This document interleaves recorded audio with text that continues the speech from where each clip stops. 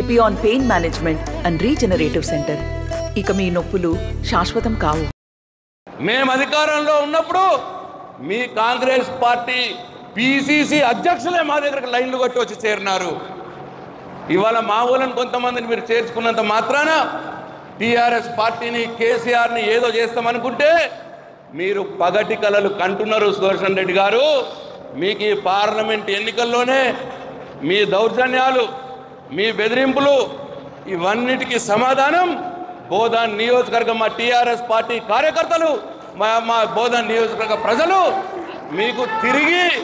మీకు తిరిగి ఎన్నికల్లోనే వడ్డీతో సహా మీకు చెల్లిస్తారు అని చెప్పి సుదర్శన్ రెడ్డి గారికి నేను సవాల్ విసురుతా ఉన్నా. ఏం పెద్ద గెలుపని కాంగ్రెస్ పార్టీది.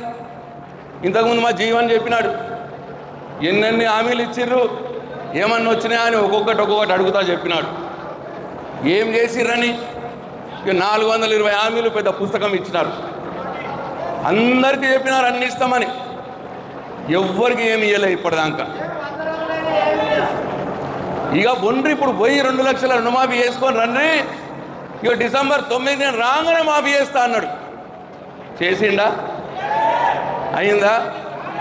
ఇక ఇవాళ రైతులలో మసాకున్నది సుదర్శన్ రెడ్డి గారు, మీకు అర్థమవుతలేదు. అది మీరేదో 4 నాయకుల్ని చేర్చుకున్నంత మాత్రాన మేము కాంగ్రెస్ పార్టీ ఏదో గట్టిగా అయిందని అనుకుంటున్నారు, కానీ కింద రైతులు మసులుతున్నారు. రుణమాఫీ రాలేదు, రైతు బంధు చక్కగా రాలేదు. 4 నెలల పొడుగుతా వేస్తే 4 ఎకరాలకు కూడా మించలేదు రైతు బంధు. 500 వరి బోనస్ ఇస్తా అన్నావు, పత్తకు లేదు 500 వరి బోనస్. వడ్లు పోయినాయి, ప్రైవేట్ వాళ్ళు కొనుక్కున్నారు. ఇంతకుముందు మరి బాధిరెడ్డి అని చెప్పినాడు, గవర్నమెంట్ మీద నమ్మకం లేదు రైతులకు. కాంటాలు పెట్టి గవర్నమెంట్ కాంటాల దగ్గర అమ్మితే ఈ రేవంత్ రెడ్డి పైసలు ఇస్తాడో లేదో అన్న భయంతో నమ్మకం లేక ప్రైవేట్ వాళ్ళకి అమ్ముకుంటా ఉన్నారు రైతులు. మా ప్రాంతంలో, ఈ ప్రాంతంలో ఏం సాధించినారు? వడ్లు వచ్చినాయి, పోయినాయి, 500 వరకు బోనస్ లేదు. లేడీస్కు చెప్పారు, మహిళలకి, మా పెద్దమ్మలకు చెప్పారు, పెద్దమ్మ ఇప్పుడు ఎంత వస్తున్నది పెన్షను? 2000 కదా, ఇగో నేను రాగానే వచ్చే నెల 4000 ఇస్తా అన్నావు. ఇవాళ ఆయే కాజీ 4000. ఇవాళ మహిళలు కూడా हमारे ముసల్మాన్ భాయి బహనోకి మేరా అదాబ్. ఇవాళ మహిళలు కూడా ఇవాళ కింద మసమసం ఉన్నారు, నీ మీద కోపంగా ఇట్లా పీనికెళ్ళా చెప్పింది చెప్పకుండా అన్నీ చెప్పిండు. ఇవాళ వచ్చి ఒక్కటి కూడా చేస్తలేడు. 4000 పెన్షన్ అనే, 2500 ప్రతి ఆడామెకి ఇస్తానే, ఇట్లా ఒక్కటి కాదు. పెళ్లి చేసుకుంటే 1,00,000 రూపాయల చెక్కే వస్తుంది ఇవాళ కేసీఆర్ది.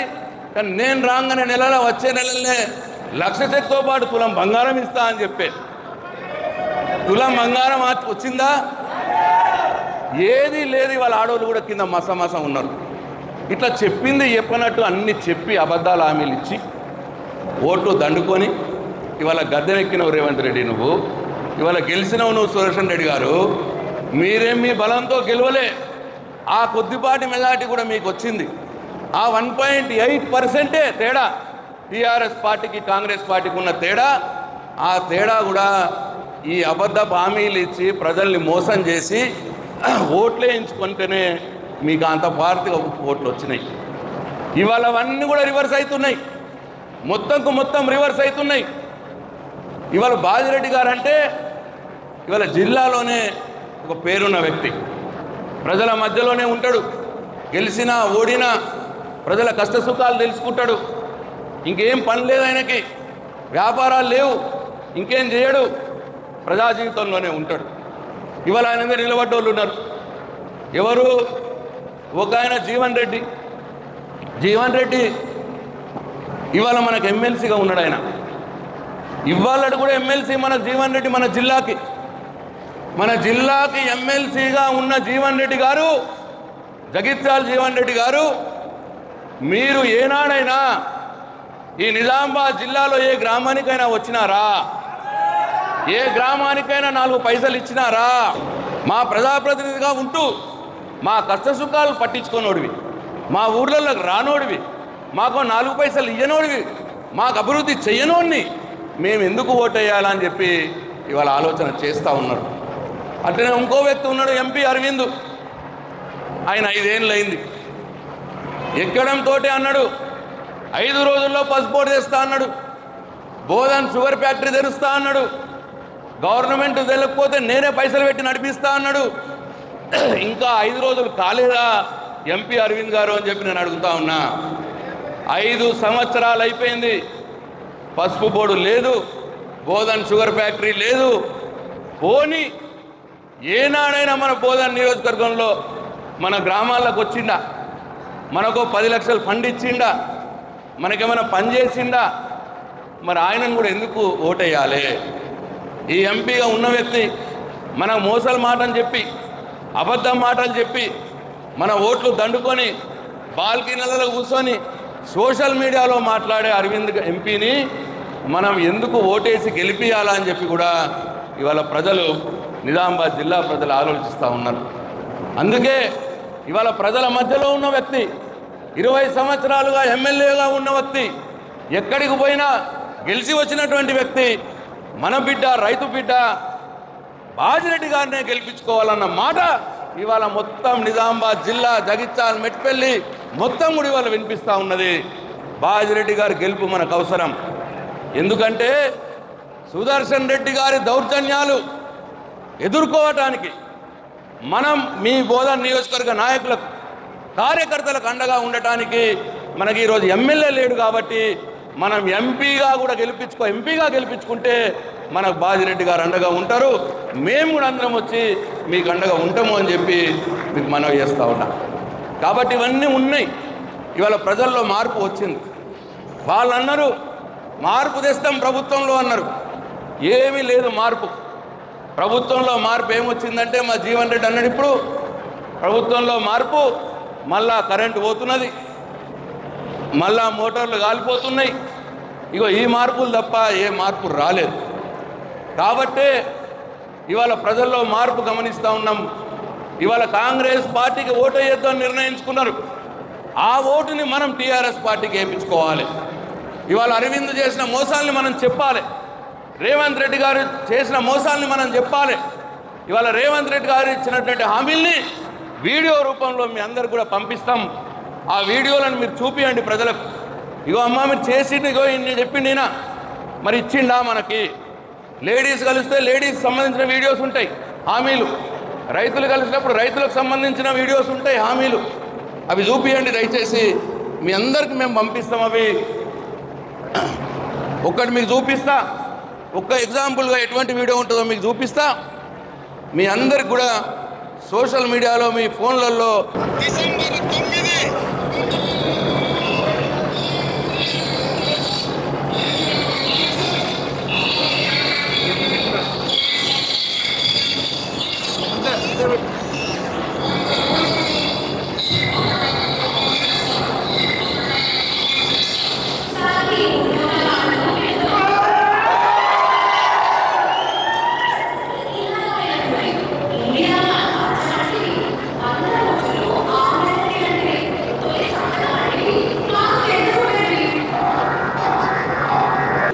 ఇటువంటి వీడియోలు మీకు పంపిస్తూ ఉంటాం.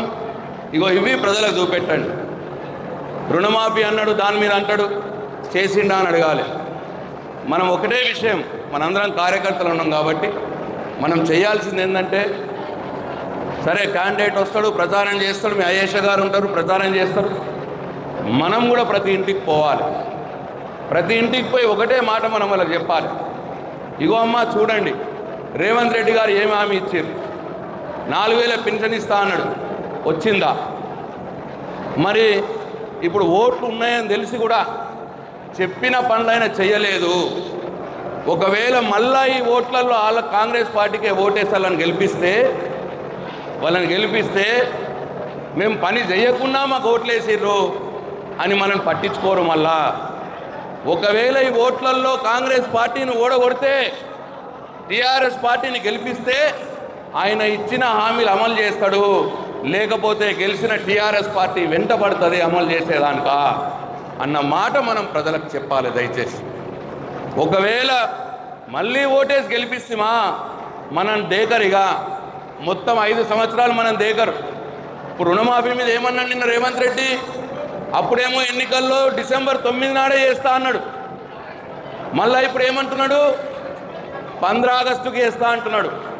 అంటే అర్థమైంది తెలిసిన 15 ఆగస్టు నాటికి ఎంపీ ఎలక్షన్లు అయిపోతాయి, సర్పంచ్ ఎలక్షన్లు అయిపోతాయి, ఎంపీటీసీ ఎలక్షన్లు అయిపోతాయి, జడ్పీటీసీ ఎలక్షన్లు అయిపోతాయి, అన్ని ఎలక్షన్లు అయిపోతాయి. ఇక 15 ఆగస్టు నాటికి 15 ఆగస్టు నాడు కూడా ఎగ్గొట్టినా మళ్ళీ 5 ఏళ్ళ దానికి ఎన్నికలు రావు. కాబట్టే 15 ఆగస్టు డేట్ పెడతా ఉన్నాడు ఆయన. ఈ విషయం మనం ప్రజలకు చెప్పాలి దయచేసి. అట్లనే అరవింద్ వీడియోలు కూడా పంపిస్తాం. అరవింద్ వీడియోలు కూడా పంపించి పసుపు బోర్డు ఇస్తా అన్నాడు, షుగర్ ఫ్యాక్టరీ ఇస్తా అన్నాడు. మరి వచ్చిందా? చేసిండా? ఇక్కడే బోధనలోనే మాట్లాడిండు. స్కిల్ డెవలప్మెంట్ సెంటర్ పెడతా, వేలాది ఉద్యోగాలు ఇస్తా అన్నాడు. ఆ వీడియో కూడా పంపిస్తాం. ఆ వీడియో చూపియండి, యువకులకు ఉద్యోగాలు పెట్టిండా ఇచ్చిండా అని చెప్పి అడగాలి. అట్లనే ఇంకో మాట చెప్పిండు, రాష్ట్ర ప్రభుత్వంతో సంబంధం లేకుండా పార్లమెంటు నియోజకవర్గంలో 1,00,000 ఇళ్ళు కట్టిస్తా అన్నాడు అరవింద్. ఆ వీడియో కూడా ఉన్నది నా దగ్గర, మీకు పంపిస్తాం. అది ఆడవాళ్ళకు చూపించాలి. ఇగో రాష్ట్ర ప్రభుత్వం కేసీఆర్కి సంబంధం లేకుండా 1,00,000 ఇళ్ళు కట్టిస్తా అన్నాడు. మరి కట్టించిండా? 5 ఏళ్లలో ఏమి చేయనోడు మళ్ళా మనం ఓట్లకు వస్తున్నాడు. మళ్ళా మనం ఆయనకు ఓటేసి గెలిపిస్తే మళ్ళా మనం మోసం చేస్తాడు, మోసపోతాము. కాబట్టి ఇప్పుడు రాష్ట్ర ప్రభుత్వంలో కాంగ్రెస్ పార్టీ ఉన్నది, కేంద్ర ప్రభుత్వంలో బీజేపీ పార్టీ ఉన్నది. ఈ 2 పార్టీలు అధికారంలో ఉన్నాయి. వాళ్ళు ఇచ్చిన హామీలు నెరవేరాలంటే ప్రతిపక్షంలో ఉన్నటువంటి టీఆర్ఎస్ పార్టీని ఎన్నికల్లో గెలిపిస్తే, ఎంపీగా బాజిరెడ్డి గోవర్ధన్ గారిని గెలిపిస్తే ఆ హామీలు అమలు కావటానికి ప్రశ్నిస్తాం, మేము పోరాడుతాం. కాబట్టి పోరాడే వాళ్ళని ఇప్పుడు గెలిపియండి. వాళ్ళిద్దరు అధికారంలో ఉన్నారు, వాళ్ళకి ఏం పడేది లేదు. ఎవరికైతే హామీలు అమలు కావాలనో ప్రజలకు, ప్రజల వైపున హామీలు అమలు కావాలంటే ప్రజల వైపున హామీలు చేయడానికి, అమలు చేయడానికి పోరాడే పార్టీ టీఆర్ఎస్ పార్టీ, పోరాడే నాయకుడు కేసీఆర్, పోరాడే మన ఎంపీ అభ్యర్థి బాజిరెడ్డి గోవర్ధన్ని గెలిపియండి, మీ హామీలు అమలు చేపిస్తాము అన్న మాట మనం ప్రజలకు చెప్పాలని చెప్పి మీ అందరినీ నేను మనవి చేసుకుంటూ, దయచేసి ప్రతి ఒక్కళ్ళు కూడా ప్రతి ఒక్క ఇంటికి పోవాలి, ఈ విషయాలు చెప్పాలి, మన పార్టీ అభ్యర్థులను గెలిపించుకోవాలి. మరొక మాట చివరగా, ఏది ఏమైనా సరే సుదర్శన్ రెడ్డి గారికి నేను సవాల్ చేస్తా ఉన్నా, మీరు మా టీఆర్ఎస్ పార్టీ కార్యకర్తల జోలికి వస్తే ఇగో మేమందరం కూడా బోధనలో వాళ్తాం, మీ గుండెల్లో నిద్రపోతాము అని చెప్పి ఈ సందర్భంగా వారికి తెలియజేసుకుంటూ, మరి ఇంత రాత్రైనా ఇంత పెద్ద ఎత్తున మీరందరూ వచ్చినందుకు మీ అందరికీ ధన్యవాదాలు తెలియజేసుకుంటూ సెలవు తీసుకుంటున్నా. జై తెలంగాణ. అబద్ధ హామీలు, ఎన్నో హామీలు ఇచ్చి ఓటర్లను లోపరుచుకొని 2 సార్లు ఇలా వేసినాం కదా, ఒకసారి నేను ఎక్కిస్తా అంటున్నాడు కదా, ఇలా కేసు చూద్దాము అని చెప్పి కొంతమంది అనుకోవడం మూలంగా మనకు కొద్దిగా బ్రేక్ పడ్డది. కానీ ఏవైతే ఆశలతో వాళ్ళ ఓట్లు వేసినారో ఆశలన్నీ వాళ్ళు అడియాసలు అయినాయి. చెప్పిన ఒక్కటి కూడా అయితలేదు, ఒక్కటి కూడా చేస్తలేరు. రైతులు కావచ్చు, మహిళలు కావచ్చు, పేదలు కావచ్చు, అందరూ కూడా ఇవాళ ఫీల్ అవుతా ఉన్నారు. వాళ్ళందరూ కూడా కాంగ్రెస్ పార్టీని పొందబెట్టి మన కేసీఆర్ కు, కారు గుర్తుకు, టీఆర్ఎస్ పార్టీకి ఓటేయడానికి సిద్ధంగా ఉన్నారు కింద ప్రజలు. దయచేసి మీరందరూ వారిని మన వైపు తిప్పుకునే విధంగా వారు సిద్ధంగా ఉన్నారు. వారికి ఓట్లు ఒప్పించే బాధ్యత మీరే అని చెప్పి ఈ సందర్భంగా మనం చెప్తా ఉన్నాం.